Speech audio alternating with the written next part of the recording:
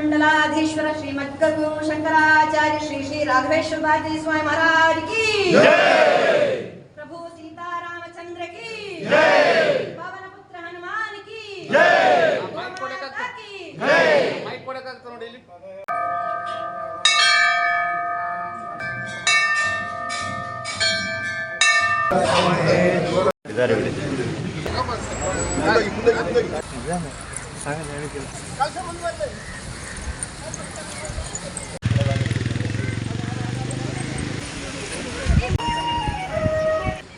ಎಲ್ಲರೂ ಅಲ್ಲಲ್ಲೇ ನಮಸ್ಕಾರ ಮಾಡಿ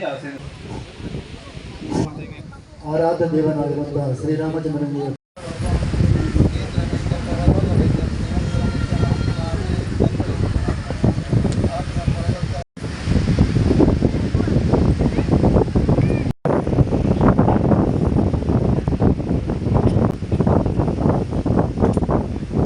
ಈಗ ಕಾರ್ಯಕ್ರಮಕ್ಕೆ ಗುರುಗಳ ಹತ್ತಿರ ಹೋಗಿ ಆಶೀರ್ವಾದ ಪಡೆದುಕೊಂಡು ಹೋಗಬೇಕಾಗಿ ಕೇಳಿಕೊಳ್ಳುತ್ತಾರೆ.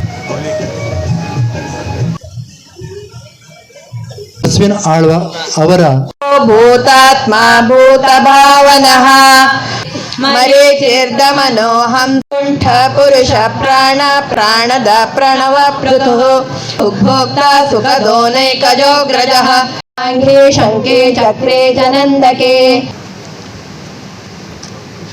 ದೋಣಿಯವರು ಯಾರು ಇದ್ದಲ್ಲಿ ಫಲಸಹಿಸಬೇಕಾಗಿ ಕೇಳ್ಕೊಳ್ತಾ ಇದ್ದೇವೆ.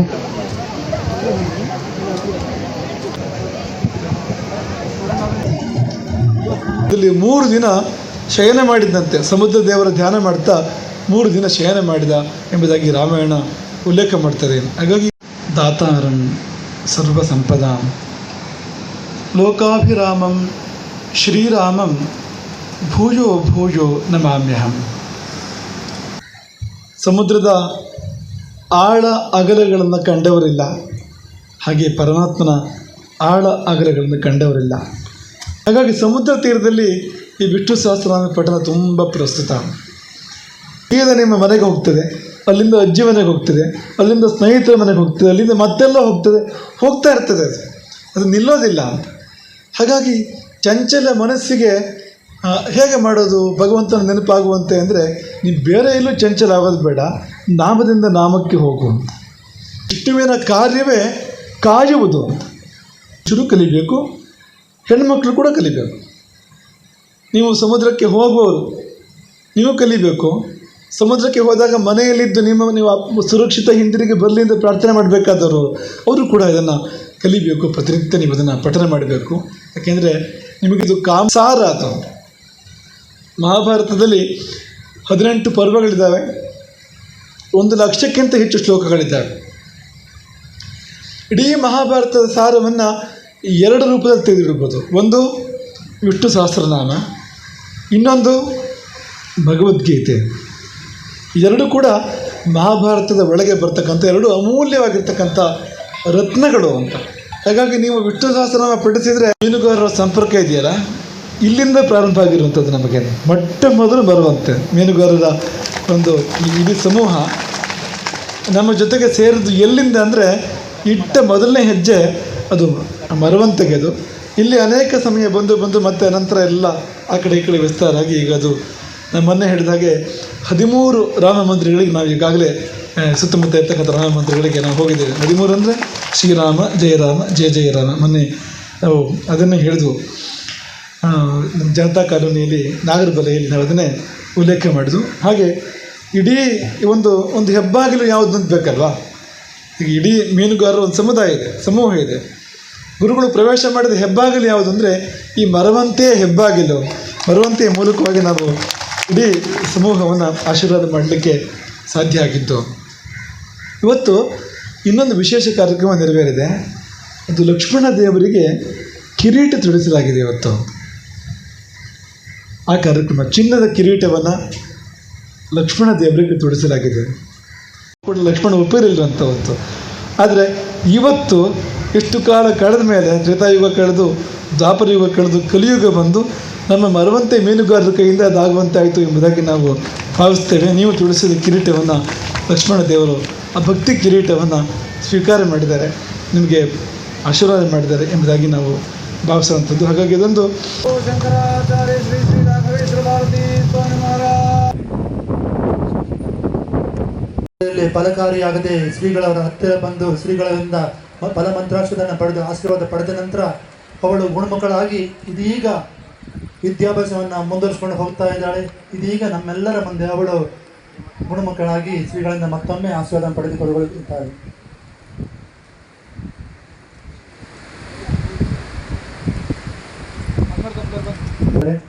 ಇದ ನಂತರ ಗುರುಗಳಿಂದ ಅಷ್ಟು ಅಭಿವೃದ್ಧಿ ಶ್ರೀಗಳವರು ಎಲ್ಲ ಭಕ್ತಕೋಟಿಯ ಪರವಾಗಿ ಅವರು ಮಂತ್ರಾಕ್ಷತೆಯನ್ನು ನೀಡ್ತಾ ಇದ್ದಾರೆ. ಎಲ್ಲರ ಗಮನ ಶ್ರೀಗಳತ್ತ ಇರಲಿ ಎಂಬುದಾಗಿ ವಿನಂತಿಸಿಕೊಟ್ಟು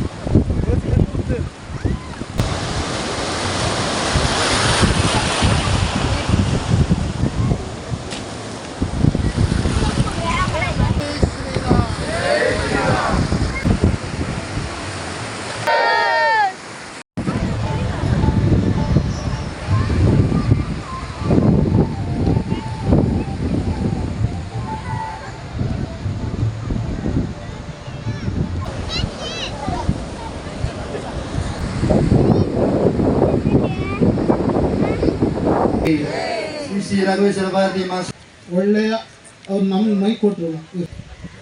ಅದರಲ್ಲಿ ಒಂದೇ ರೋಗಗಳು ನಿವೃತ್ತಿ ಆಗ್ತವೆ.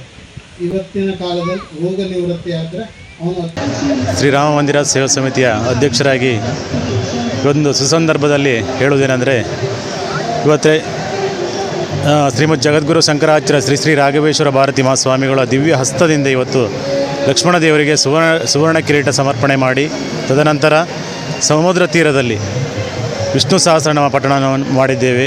ಹಾಗೆ ಈ ಒಂದು ಪಠಣ ನಾವು ಯಾಕೆ ಮಾಡಿದೆ ಅಂತ ಹೇಳಿದರೆ, ಸಮುದ್ರದಲ್ಲಿ ಆಗುವ ಕಡಲ್ಕೊರೆತ, ಸುನಾಮಿ, ಆಮೇಲೆ ಚಂಡಮಾರುತ, ಹಾಗೆ ಮತ್ಸ್ಯಕ್ಷಾಮ ಇದ್ಯಾವುದು ನಮ್ಮ ಮುಂದೆ ಬಾರದಂತೆ ಮುಂದಿನ ದಿನದಲ್ಲಿ ಮತ್ಸ್ಯಾಭಿವೃದ್ಧಿ ಆಗುವ ಹಾಗೆ, ನಮ್ಮೆಲ್ಲ ಮೀನುಗಾರರಿಗೆ ಸಂಕಷ್ಟಗಳು ದೂರ ಆಗುವ ಹಾಗೆ, ಮತ್ಸ್ಯಾಭಿವೃದ್ಧಿ ಆಗುವ ಹಾಗೆ ಭಗವಂತನ ಒಂದು ವಿಷ್ಣು ಸಹಸ್ರನಾಮವನ್ನು ಕೈಗೊಂಡಿದ್ದೀವಿ. ಈ ಒಂದು ವಿಷ್ಣು ಸಹಸ್ರನಾಮ ನಮ್ಮೆಲ್ಲ ಸದ್ಭಕ್ತರ ಸಮ್ಮುಖದಲ್ಲಿ ಗುರುಗಳ ಉಪಸ್ಥಿತಿಯಲ್ಲಿ ಇವತ್ತು ಆಗಿದೆ. ತುಂಬ ಒಂದು ನಮ್ಮ ಭಾಗ್ಯನಂತಲೇ ಹೇಳ್ಬೋದು. ಯಾಕೆ ಕೇಳಿದರೆ, ಗುರುಗಳು ಈ ಒಂದು ನಮ್ಮ ಮರವಂತಿ ಮೀನುಗಾರರಿಗೆ ಮೂಲ ಕಾರಣೀಕರ್ತರಂತಲೇ ಹೇಳ್ಬೋದು. ಯಾಕೆ ಕೇಳಿದರೆ, ಅವರು ನಾವು ಈಗ ಮೊದಲೆಲ್ಲ ನಾವು ಬ್ರೇಕ್ ವಾಟ್ರು ನಮಗೆ ಮೀನುಗಳನ್ನು ತಂದು ಬೇರೆ ಬೇರೆ ಕಡೆ ಬೇರೆ ಬೇರೆ ಕಡೆ ಹೋಗಬೇಕಿತ್ತು. ಸುಸಜ್ಜಿತವಾದ ನಮಗೆ ಬಂದರುಗಳಿಲ್ಲ. ಈ ಗುರುಗಳ ಒಂದು ನಮ್ಮ ಶ್ರೀಗಳ ಆಶೀರ್ವಾದದಿಂದ, ಅವರ ಮಾರ್ಗದರ್ಶನದಿಂದ ನಾವು ಇವತ್ತು ಒಳ್ಳೆ ರೀತಿಯಿಂದ ಒಂದು ಸುಸಜ್ಜಿತವಾದ ಬದುಕನ್ನು ಕಟ್ಟಿಕೊಳ್ತಿದ್ದೀವಿ. ಅಂದರೆ ಅದು ಶ್ರೀ ಶ್ರೀ ರಾಘವೇಶ್ವರ ಭಾರತಿ ಮಹಾಸ್ವಾಮಿಗಳಿಂದ ಅಂತಲೇ ಹೇಳ್ಬೋದು. ಹಾಗೆ ಈ ಒಂದು ಸ್ಥಳದಲ್ಲಿ ಸಹ ಹಿಂದೆ ಲೋಕ ಕಲ್ಯಾಣಕ್ಕೆ ಸೀತಾರಾಮ ಕಲ್ಯಾಣೋತ್ಸವ ಆಗಿದ್ದು, ಹಿಂದೆ ಚಪ್ಪರದ ಭಜನೆ ಆಗಿದ್ದು, ಇದೆಲ್ಲವೂ ಸಹ ಈ ಒಂದು ಜಾಗದ ಮಹಿಮೆ. ಈ ಒಂದು ಜಾಗದ ಮಹಿಮೆ ಅಂತ ಹೇಳಿದ್ರೆ ದೈವತ ಅನುಗ್ರಹ ಇರ್ಬೋದು, ಏನೋ ಗೊತ್ತಿಲ್ಲ. ಅದು ಈಗ ಲೋಕ ಕಲ್ಯಾಣವಾಗಿದೆ. ಆಮೇಲೆ ವಿಷ್ಣು ಸಹಸ್ರನಾಮ ಕಾರ್ಯಕ್ರಮ ಇದೆ. ಇದೆಲ್ಲವೂ ಸಹ ಭಗವಂತನ ಅನುಗ್ರಹದಿಂದ ಒಂದು ಒಳ್ಳೆ ರೀತಿಯಿಂದ ಈ ಕಾರ್ಯ ನಡೆದಿದೆ ಅಂತ ನಾನು ಇಷ್ಟಪಡ್ತೀನಿ. ಅದೇ ರೀತಿ ನಾಳೆ ದಿನಾಂಕ 21/3/2026 ಬೆಳಗ್ಗೆ ದೀಪಸ್ಥಾಪನೆಯನ್ನು ಮೊದಲುಗೊಂಡು, ಹಾಗೆ ಮಧ್ಯಾಹ್ನ ಅನ್ನ ಸಂತರ್ಪಣೆ, ತದನಂತರ 7 ದಿನದ ಭಜನೋತ್ಸವ ಕಾರ್ಯಕ್ರಮ ಇರುತ್ತದೆ. ಹಾಗೆ ಈ ಒಂದು ತಾರೀಕು 27/3/2026 ಅಖಂಡ ಭಜನೆ, ಹಾಗೆ ಮಧ್ಯಾಹ್ನ ಅನ್ನ ಸಂತರ್ಪಣೆ, ಭಜನ ಮಂಗಲೋತ್ಸವ.